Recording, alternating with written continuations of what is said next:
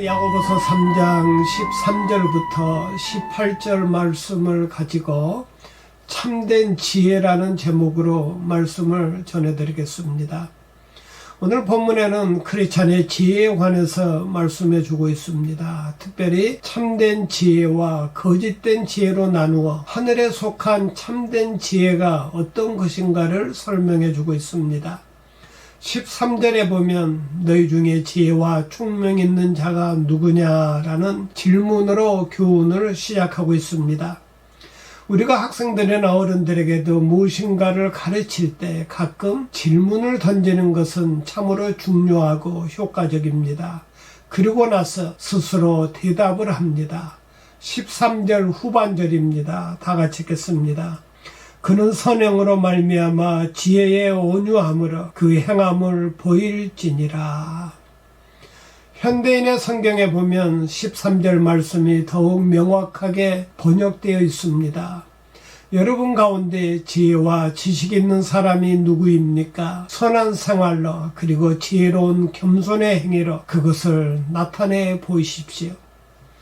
우리가 좀 알면 지혜가 있다고 뽐내기 쉬운데 그러한 교만한 자는 진정한 의미에서 지혜로운 사람이라고 말할 수 없습니다. 마치 가을에 곡식이 무르익으면 익을수록 고개를 숙이듯 참으로 성숙한 지혜자는 더욱 겸손하다는 것입니다. 평신도들과 교회 지도자들이 빠지기 쉬운 함정은 첫째, 도덕적 시험, 둘째, 물질적 시험, 셋째, 교만의 시험인데 그 중에 가장 큰 시험이 교만입니다. 뽐내고 교만해질 때 그 지혜는 허사로 돌아가고 세상적이고 마귀적인 것이 되고 맙니다. 이것을 좀 더 구체적으로 설명하기 위해 야고보는 세상에 속한 지혜와 하나님께 속한 지혜, 거짓 지혜와 참된 지혜로 구분해서 설명합니다. 먼저 땅에 속한 거짓된 지혜는 마음속에 독한 시기가 있다고 말합니다. 14절과 15절입니다. 다 같이 읽겠습니다.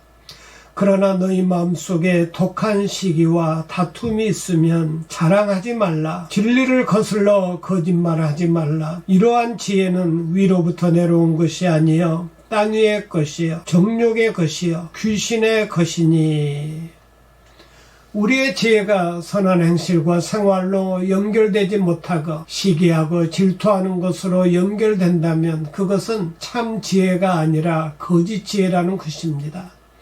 여기서 시기란 말의 헬라어는 jealous, 이 말에는 열심이란 뜻과 시기하고 질투한다는 뜻이 있습니다. 그래서 영어에는 철자 하나 차이로 질투가 되기도 하고 열심이 있다는 뜻도 됩니다. 우리 인간의 열심이 부정적으로 쓰여지고 악하게 쓰여질 때 남을 시기하고 질투하는 것으로 나타납니다.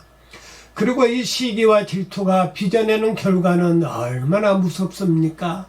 가정에서나 교회에서나 사회에서 시기와 질투 때문에 사람을 죽이기도 하고 중상모략을 하게 됩니다. 구약성경 에스더에 보면 하만이 모르드게를 시기하고 질투해서 죽이려다 자기 자신이 처형당했습니다. 요셉의 형제들도 요셉의 아버지의 사랑을 독차지하니까 요셉을 시기해서 죽이려다 애굽의 종으로 팔아넘겼습니다. 사울왕도 다윗을 시기해서 죽이려다 파멸당했습니다. 물론 하나님은 그 악까지도 선으로 갚으셨고 그것을 통해서 큰 뜻을 이루셨습니다. 둘째로 거짓 지혜는 다툼을 가져온다고 했습니다. 여기서 말하는 다툼이란 이기적인 야심을 뜻합니다. 거짓 지혜는 이기적인 야심을 불러일으키고 그러한 이기적인 야심이 있는 곳에 언제나 다툼과 분쟁이 있습니다. 이기적인 야심이란 자기의 욕심과 목적을 달성하기 위해서 수단과 방법을 가리지 않는 음모와 술책을 의미합니다. 참된 지혜는 화평과 화목을 가져다 주지만 거짓된 지혜는 언제나 당파심과 분쟁을 일으킵니다. 이렇게 우리의 지혜가 만일 시기와 다툼을 가져온다면 거짓된 지혜이기 때문에 결코 자랑하지 말라는 것입니다. 왜냐하면 그것은 진리를 거슬러 더 악한 거짓과 속임수만 자행하기 때문입니다. 어떤 죄수가 감옥에 갇혔는데 간수가 보니까 글을 몰라요. 그래서 불쌍한 생각이 들어 그 죄수에게 글을 가르쳐 주었습니다. 그리고 밖에 나가서 다시는 죄를 짓지 말고 행복하게 살라고 타일렀습니다. 그리하여 추록했는데 얼마 후 다시 감옥에 끌려왔습니다. 이번엔 배운 글로 문서 위조죄를 지었다는 이야기가 있습니다. 오늘날 얼마나 많은 사람들이 학교나 세상에서 배운 지식과 교육을 오히려 죄의 도구로 오용하고 있습니까? 그것은 모두 거짓된 지혜에 사로잡혀 있기 때문입니다. 그래서 야고보 선생은 땅에 속한 거짓 지혜는 세상적이요, 정욕적이요, 마귀적인 것이라고 말했습니다. 그리고 혼란과 모든 악한 일만 더하게 된다고 규탄했습니다. 16절입니다. 다 같이 읽겠습니다. 시기와 다툼이 있는 곳에는 혼란과 모든 악한 일이 있음이라. 이렇게 세상적인 거짓 지혜를 설명한 후 적극적으로 참된 지혜, 하나님께 속한 지혜는 어떤 것인가를 설명하고 있습니다. 17절입니다. 다 같이 읽겠습니다. 오직 위로부터 난 지혜는 첫째 성결하고 다음에 화평하고 관영하고 양순하며 긍휼과 선한 열매가 가득하고 편견과 거짓이 없나니. 위로부터 난 지혜는 첫째 성결하다고 했습니다. 세상 만사는 땅에 속한 것과 위에 속한 것이 있습니다. 음악도 그렇고 문학도 예술도 그렇습니다. 그러므로 우리 크리스천들은 위에 속한 지혜를 추구해야 합니다. 위에 속한 참된 지혜는 우리를 성결하고 깨끗하며 거룩한 생활로 인도해 주기 때문입니다. 하나님은 내가 거룩하니 너희도 거룩하라고 말씀하셨습니다.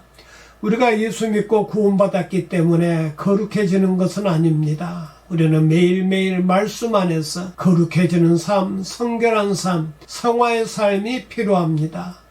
예수님도 마음이 깨끗해야 하나님을 볼 수 있다고 말씀했습니다.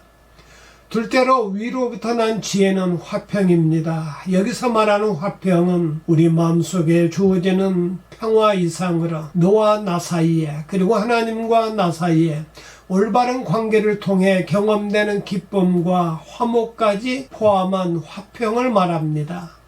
셋째로 관용입니다. 관용이란 하나님의 교훈과 경고에도 불구하고 범죄하고 있는 죄인들을 계속 돌보시는 하나님의 사랑으로 오래 참고 용납하는 것을 말합니다. 넷째는 양순입니다. 양순은 하나님의 뜻에 언제나 복종할 준비가 되어 있는 것을 말합니다. 다섯째는 긍휼입니다. 긍휼은 죄의 결과를 짊어진 자들의 비참함을 제거하려는 하나님의 자비를 베푸는 것을 말합니다. 여섯째는 선한 열매가 가득하다고 했습니다. 갈라디아서 5장 22절 이하에는 성령의 9가지 열매가 나오는데 참된 지혜는 그러한 선한 열매가 많이 맺히는 것입니다. 일곱째는 편견이 없는 것이라고 했습니다. 즉 흔들리거나 좌로나 우로나 치우치지 않는 것을 말합니다. 여덟째는 거짓이 없다고 했습니다. 이것은 정직하고 진실된 것을 뜻합니다. 아홉째는 의의 열매입니다. 18절입니다. 다 같이 읽겠습니다. 화평하게 하는 자들은 화평으로 심어 의의 열매를 거두느니라. 하나님과 인간, 인간과 인간 사이에 올바른 관계가 이루어지지 않으면 의의 열매는 결코 맺어지지 않습니다.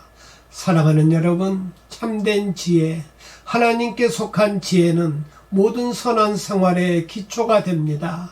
그리고 하나님께 속한 참된 지혜는 하나님을 아는 지혜, 즉 하나님의 말씀을 묵상하고 배우는 데서부터 시작됩니다. 왜냐하면 하나님을 아는 것이 모든 지혜와 지식의 근본이기 때문입니다. 아멘.